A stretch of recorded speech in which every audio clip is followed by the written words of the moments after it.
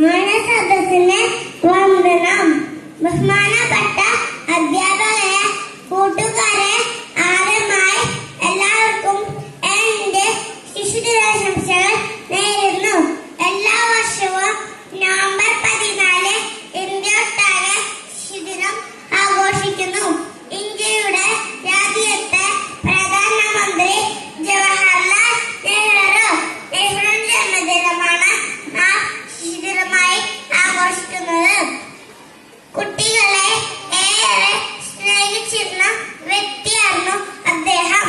അതിനാൽ എല്ലാവരും അദ്ദേഹത്തെ ചാച്ചാജി എന്നാണ് വിളിച്ചിരുന്നത്. കുട്ടികളുടെ വിദ്യാഭ്യാസത്തെ കുറിച്ച് വളരെയധികം ശക്തമായി വാദിച്ചിരുന്ന ഒരാളായിരുന്നു അദ്ദേഹം. ചാച്ചാജി ആഗ്രഹിച്ച പോലെ നമുക്കും പഠിച്ചു വളർന്ന് രാജ്യത്തിന് വേണ്ടി പ്രയത്നിക്കാം.